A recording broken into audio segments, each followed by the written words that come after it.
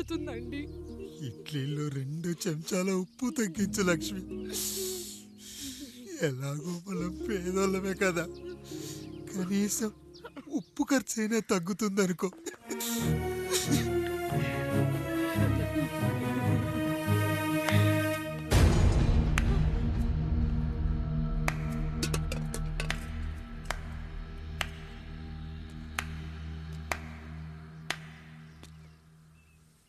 పప్పు రుబ్బుతున్నావా పెదరాయుడు?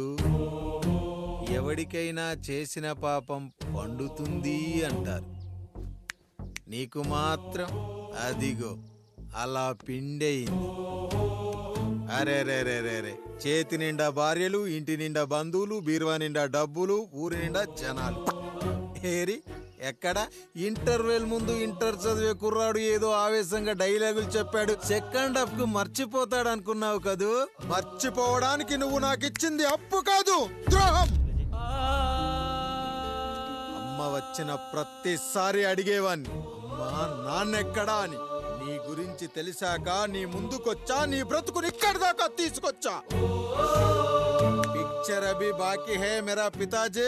నిన్నిలాగే వదిలేస్తే ఈ ఆండ్రాయిడ్ తో వదలవు. సామ్సంగ్లు, హెచ్టీసీలు, లెనోవాలు అంటూ కనిపారేస్తూ మా అమ్మ లాంటోళ్ళ కోసం తిరుగుతూనే ఉంటావు.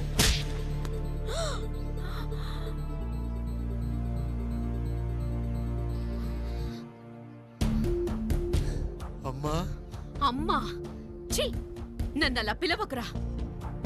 ఎవరిని పట్టుకొని ఎన్ని మాటలు అంటున్నావురా?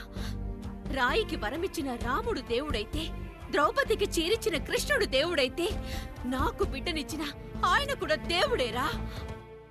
ఏంటి ఇలానే వదిలేస్తే బిడ్డల్ని కంటూ వెళ్తాడా? అసలు ఆయన కంటూ సొంతంగా ఒక్క బిడ్డ కూడా లేడురా.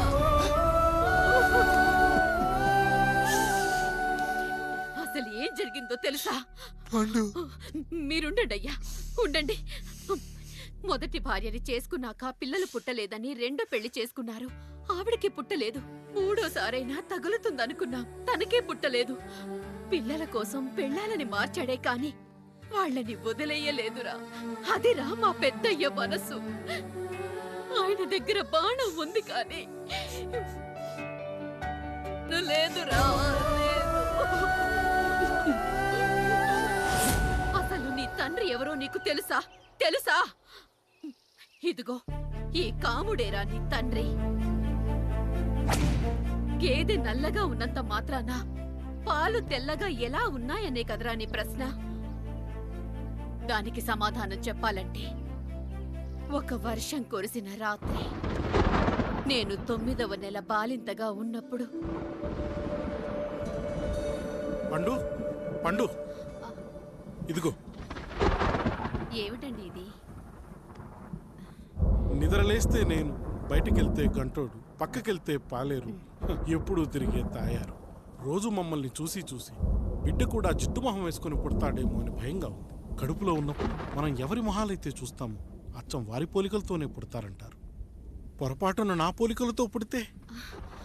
అదేంటి కాముడు, నీకేం తక్కువ? జుట్టు ఉండాల్సిన చోట లేకుండా అవసరం లేని చోట విపరీతంగా పెరిగిపోతుంది. మనకు పుట్టబోయే బిడ్డ గొప్ప అందగాడై ఉండాలి. ఇదిగో రోజు ఈ దేవుడి ఫోటోలు చూడు, వాళ్ళలాగే అందంగా పుడతాడు. కడుపుతో ఉన్నప్పుడు ఎవరి ఫోటో చూస్తే ఆ పోలికలతో బిడ్డ పుడతాడా?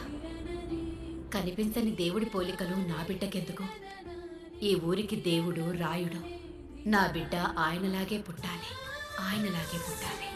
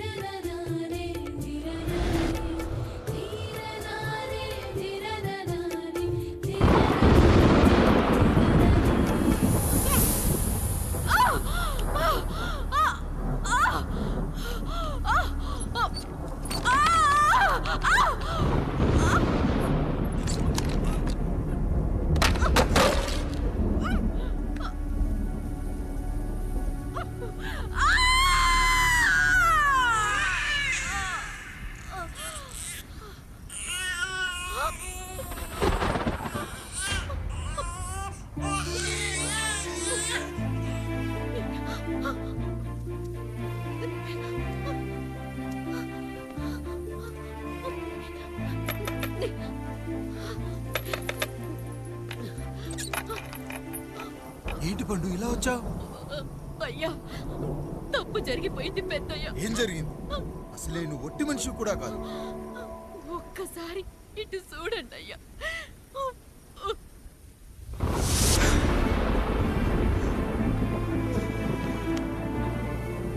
వీడేంటి అచ్చం నాలా ఉన్నాడు? అసలేంటి, ఎందుకు ఇలా జరిగింది? నువ్వు ఎప్పుడైనా చీకట్లో పంపు సైడ్ దగ్గరికి వచ్చావా? మరి అమలాపురంలో శివాలయం దగ్గర రత్నాలు నీకేమైనా అమ్మవుతుందా? లేదు. పిఠాపురంలో పద్మ, రామాపురంలో లక్ష్మి, కాకినాడలో సుజాత. అయ్యో దేవుడా, అయ్యా, అసలు ఇదంతా ఎలా జరిగింది పండు? అయ్యా, ఇదంతా కాముడి వల్లే అయ్యా, కాముడి వల్లే. కాముడా? కాముడు కుటుంబానికి నాకు ఏం గుర్తు రావట్లేదే. ఎన్నని గుర్తు పెట్టుకోగలను నేను మాత్రం. అయ్యా, అది కాదయ్యా.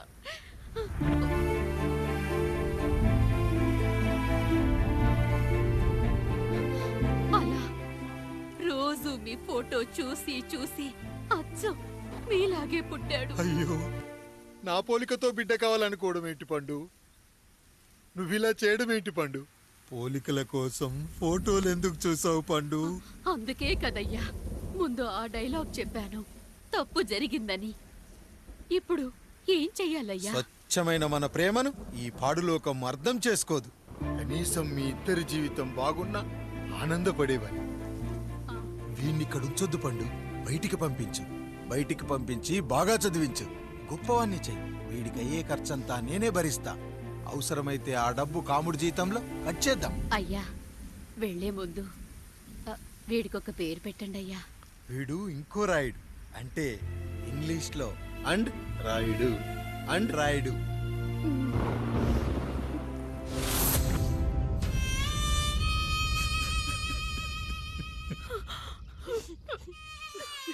ఇది రా నీ కథ, నా గతం. నిన్ను చదివించడం కోసం ఆయన మీ నాన్న జీతంలోంచి నెలకి 3,000, 4,000 కోసేసిచ్చేవారు. అప్పుడు ఆయన పడిన బాధ పగవాడు కూడా పడకూడదు. చూసావారా, దేవుడు లాంటి పెద్దయ్యని అనవసరంగా అనుమానించు ఎంత పెద్ద తప్పు చేశావో అర్థమైందా? ఒకడు నిమ్మకాయ పెట్టి పసుపు వేసి ఉప్పు కలిపి పులిహోర చేయొచ్చు, కానీ ఆ పులిహోర ఎప్పటికీ దేవుడి ప్రసాదం. నువ్వు ఆ దేవుడి ప్రసాదం. ఇక ఆయనే మీ నాన్న. చూసావా అమ్మా, ఈ రోజు నుంచి నాకు 3 అమ్మలు, 2 నాన్నలు. నీకు మాత్రం ఒక్కడే భర్త, నాన్నకు మాత్రం ఒక్కటే భార్య. మా నాయనే.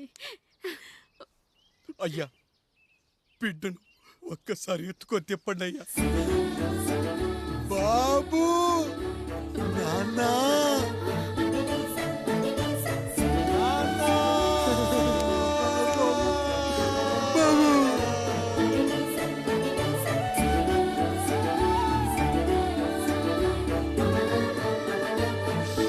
నన్ను క్షమించు నాన్న. ఇప్పటికైనా నిజం అర్థం చేసుకున్నావు. అది నాకు చాలురా, చాలు. చాలదు నాన్న. నిన్ను ఏలెత్తి చూపిన జనంతో చెయ్యెత్తి దండం పెట్టించాలి. అన్నయ్య కంటే ఆస్తి ముఖ్యమనుకున్న మన కుటుంబానికి గుణపాఠం నేర్పించాలి. ఇక నాకు వదిలేయ్ నాన్న, నేను చూసుకుంటా.